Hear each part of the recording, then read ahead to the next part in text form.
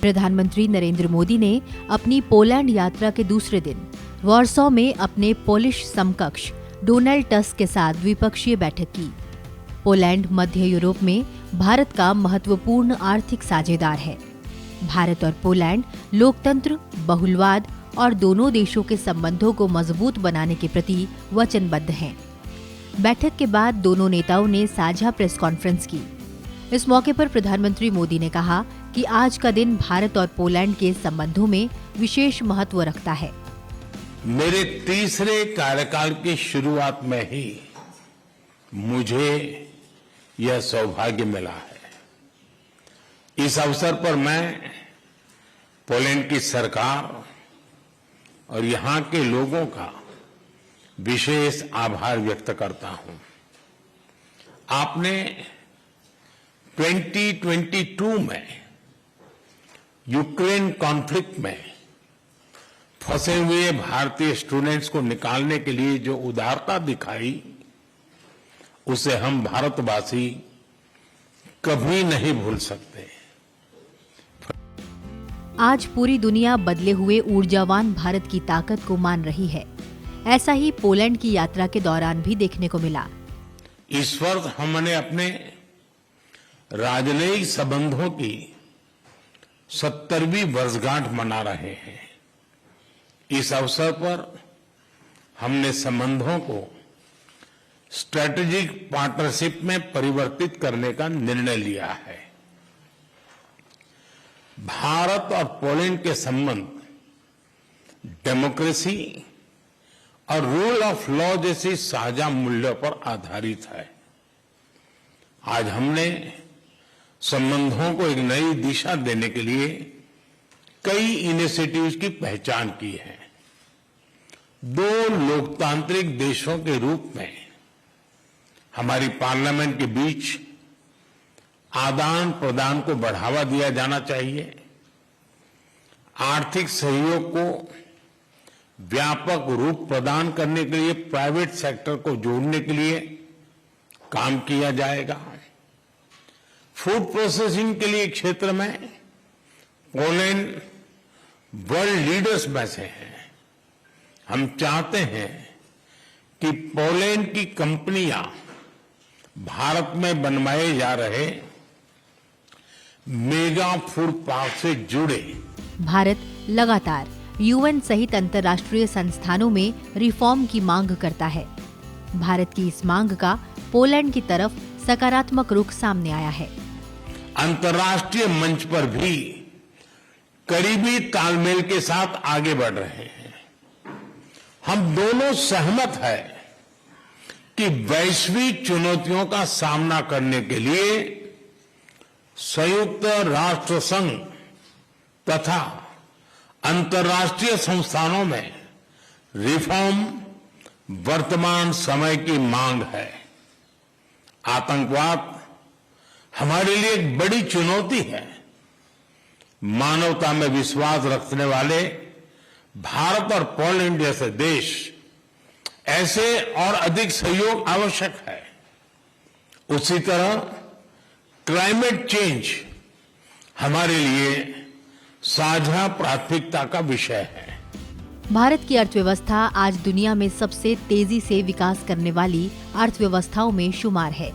प्रधानमंत्री नरेंद्र मोदी ने भारत की विकास यात्रा में पोलैंड की कंपनियों को भारत में आने का निमंत्रण दिया। हम पोलैंड की कंपनियों को make in India and make for the world से जुड़ने के लिए आमंत्रित करते हैं।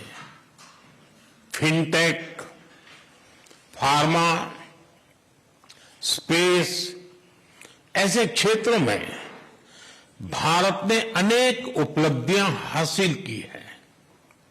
हमें इन क्षेत्रों में अपना अनुभव पोलैंड के साथ साझा करने में खुशी होगी। रक्षा के क्षेत्र में करीबी सहयोग हमारे गहरे आपसी विश्वास का प्रतीक है। इस क्षेत्र में आपसी सहयोग को सुदृढ़ बनाया जाएगा। इनोवेशन और टैलेंट हमारे दोनों देशों की युवा शक्ति की पहचान है।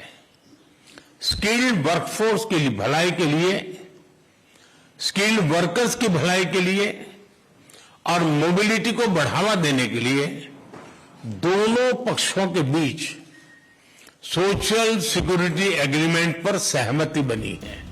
प्रधानमंत्री नरेंद्र मोदी ने कहा कि आतंकवाद हमारे लिए एक बड़ी चुनौती है।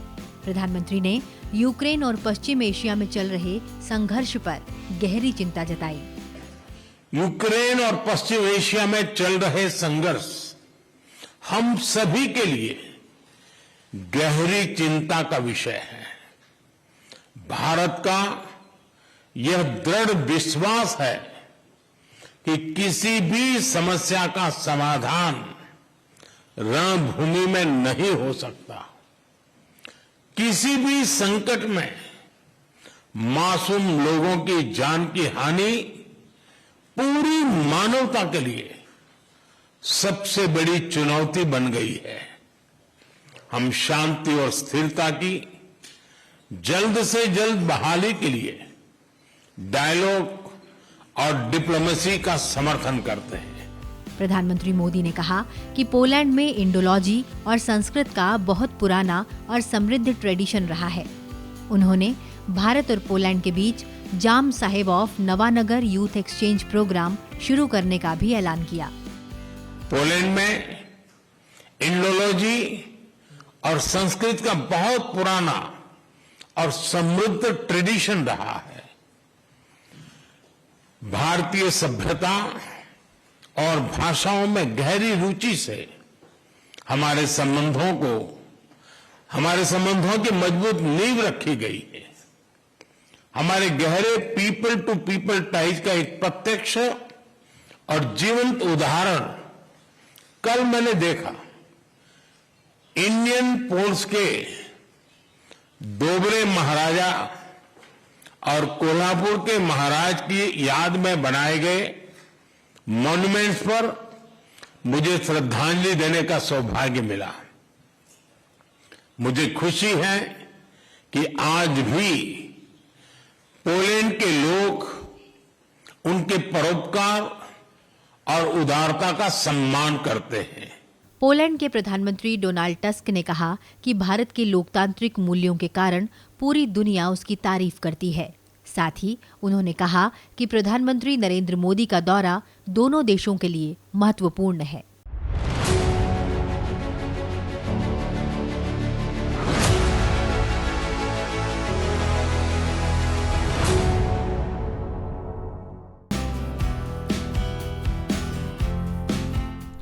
पोलैंड यात्रा के पहले दिन प्रधानमंत्री नरेंद्र मोदी ने वारसा में जाम साहब नवानगर स्मारक का दौरा किया। ये स्मारक पोलिश सरकार द्वारा गुजरात के जाम साहब दिग्विजय सिंह जी, रणजीत सिंह जी के सम्मान में बनाई गई है। गुजरात के नवानगर के जाम साहब दिग्विजय सिंह जी, रणजीत सिंह जी जडेजा ने व्यक्तिगत जोखिम उठाते हुए 1942-1946 के दौरान स्टालिन के साइबेरिया में युद्धग्रस्त कब्जे वाले पोलैंड और सोवियत शिविरों में से लगभग 1000 पोलिश बच्चों की रक्षा की।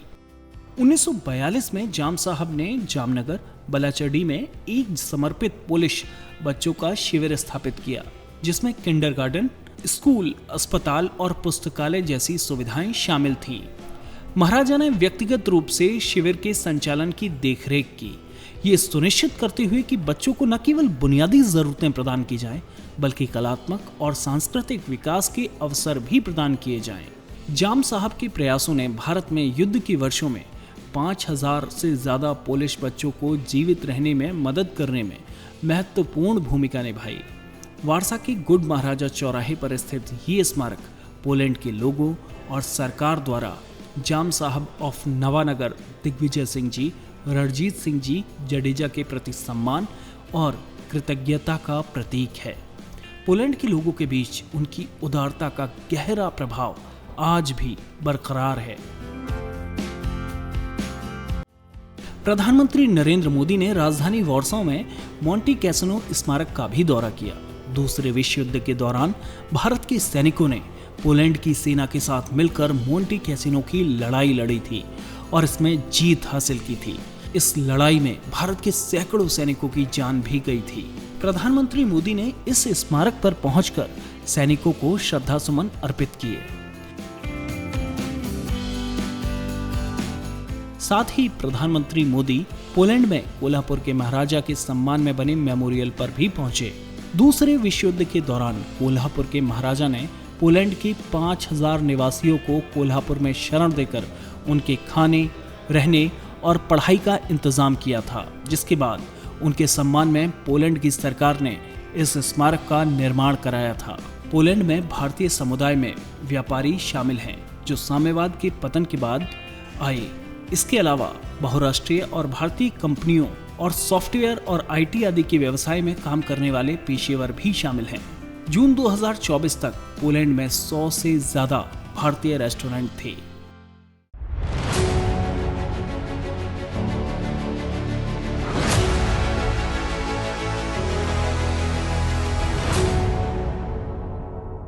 भारत माता की, भारत माता की। नमस्कार। केम छो? वार्सा में जब प्रधानमंत्री नरेंद्र मोदी भारतीय समुदाय के लोगों के बीच पहुंचे तो लोगों में उत्साह देखते ही बन रहा था। प्रधानमंत्री के दौरे को लेकर लोगों में खासा उत्साह देखने को मिला। सेल्फी लेने के लिए लोगों में होड़ मची थी। प्रधानमंत्री ने भी वहां मौजूद बच्चों के बीच भरपूर प्यार लौटाया। भव्य स्वागत के लिए लोगों का आभार जताते हुए प्रधानमंत्री ने कहा कि आज का भारत सबके साथ है और सबके हित की सोचता है। उन्होंने कहा कि लोकतंत्र की जननी के रूप में भारत और उसके साझा मूल्यों के साथ पोलैंड दोनों देशों को करीब लाते हैं। आज के भारत की नीति है सारे देशों से समान रूप से नजदीकी बनाओ।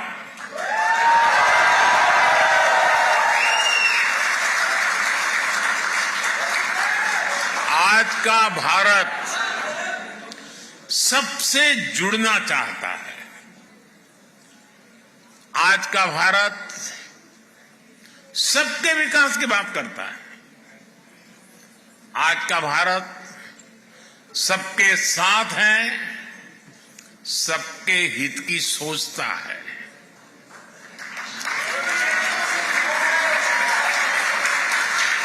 हमें गर्व है कि आज दुनिया भारत को विश्व बंधु के रूप में सम्मान दे रही है।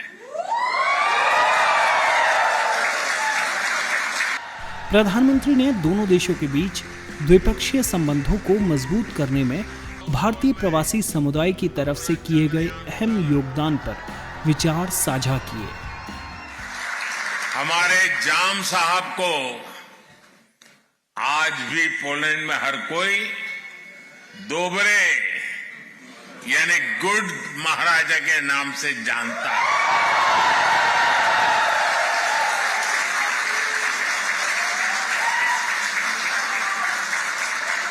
वर्ल्ड वॉर 2 के दौरान जब पोलैंड मुश्किलों से घिरा हुआ था, जब पोलैंड की हजारों महिलाएं और बच्चे शरण के लिए जगह जगह भटकते थे, तब जाम साहब, दिग्विजय सिंह, रंजीत सिंह जाडेजा जी आगे आए।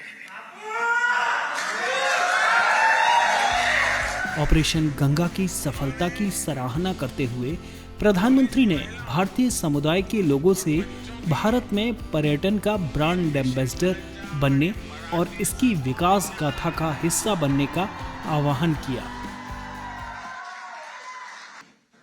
आज ही मुझे मोंटे कैसीनो मेमोरियल पर भी श्रद्धांजलि देने का अवसर मिला है। ये मेमोरियल हजारों भारतीय सैनिकों के बलिदान को भी, उनकी भी याद दिलाता है। ये इस बात का भी प्रमाण है कि कैसे विश्व के हर कोने में भारतीयों ने अपना कर्तव्य निभाया है।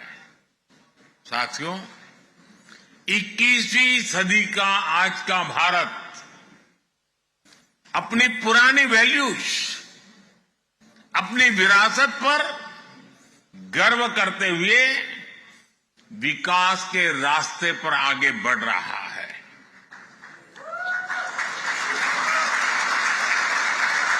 आज दुनिया भारत को उन खूबियों के कारण जानती है जिसे भारतीयों ने सारी दुनिया के सामने साबित करके दिखाया है। प्रधानमंत्री ने कहा कि कोल्हापुर के डोबरी महाराजा और मोंटे कैसिनो की लड़ाई के स्मारक दोनों देशों के लोगों के बीच जीवंत संबंधों के शानदार उदाहरण हैं। साथियों, मुझे खुशी है कि न्यू टेक्नोलॉजी और क्लीन एनर्जी जैसे क्षेत्रों में भारत और पोलैंड के बीच भी पार्टनरशिप लगातार बढ़ रही है। बहुत सी भारतीय कंपनियों ने यहां इन्वेस्ट किया है, जॉब्स क्रिएट की हैं। पोलैंड की अनेक कंपनियों ने भारत में अवसर बनाए हैं। प्रधानमंत्री ने पिछले 10 वर्षों के दौरान केंद्र सरकार की परिवर्तनकारी प्रगति के बारे में विस्तार से चर्चा की। उन्होंने भरोसा जताया कि भारत अगले कुछ वर्षों में तीसरी सबसे बड़ी अर्थव्यवस्था बन जाएगा। आपने देखा है, भारत ने 100 से ज्यादा सैटेलाइट एक साथ लॉन्च किए थे।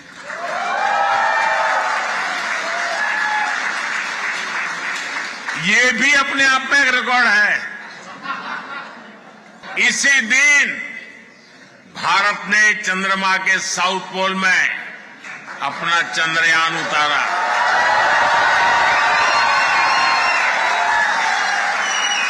जहां कोई देश नहीं पहुंच पाया, वहां भारत पहुंचा है और उस स्थान का नाम है, उस स्थान का नाम है भारत। दुनिया का तीसरा बड़ा स्टार्टअप इकोसिस्टम है। साथियों, दुनिया की आबादी में भारत का हिस्सा करीब 16-17% रहा है, लेकिन आबादी के लिहाज से ग्लोबल ग्रोथ में भारत की हिस्सेदारी पहले उतनी नहीं थी। अब स्थितियां तेजी से बदल रही है। साल 2023 में ग्लोबल ग्रोथ में भारत की हिस्सेदारी 16% से अधिक रही है। प्रधानमंत्री ने वसुधैव कुटुंबकम यानी समूचा विश्व एक परिवार है में भारत के विश्वास पर प्रकाश डाला। जब बुद्ध की बात आती है तो जो युद्ध नहीं, शांति पर विश्वास करती है।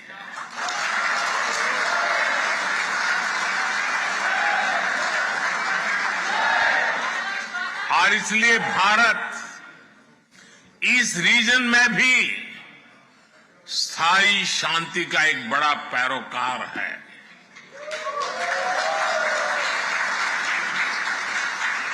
भारत का मत एकदम साफ है। ये युद्ध का युग नहीं है।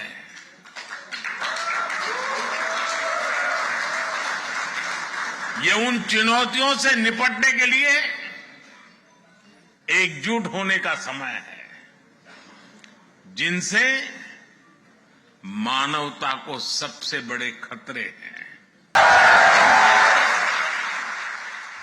पिछले 45 साल में किसी भारतीय प्रधानमंत्री की ये पहली पोलैंड यात्रा है। भारत ने लक्ष्य तय किया है कि 2047 तक खुद को भारत विकसित भारत बनाने का संकल्प लेकर के हमारा देश आगे बढ़ा।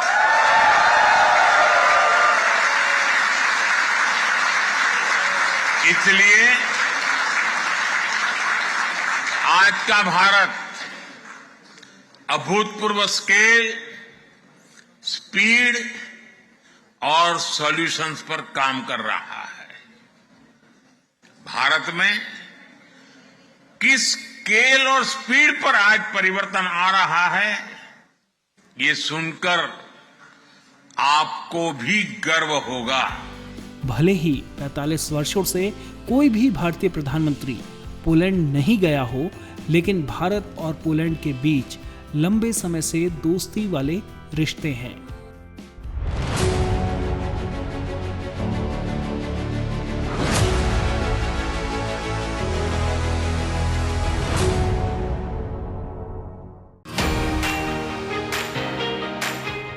आज का दिन भारत और पोलैंड के संबंधों में विशेष महत्व रखता है। आज 45 साल के बाद किसी भारतीय प्रधानमंत्री ने पोलैंड का दौरा किया है। मेरे तीसरे कार्यकाल की शुरुआत में ही मुझे यह सौभाग्य मिला है।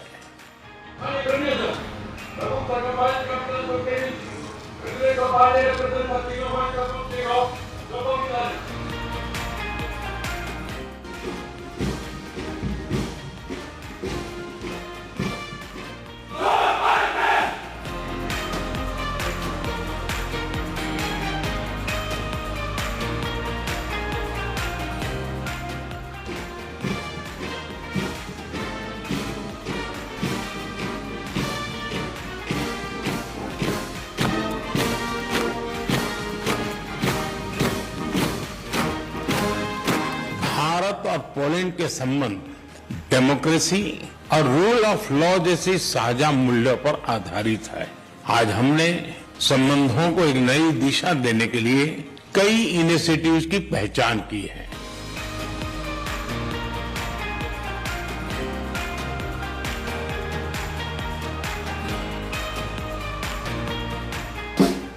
पोलैंड में इंडोलॉजी और संस्कृत का बहुत पुराना और समृद्ध ट्रेडिशन रहा है। भारतीय सभ्यता और भाषाओं में गहरी रुचि से हमारे संबंधों की मजबूत नींव रखी गई है।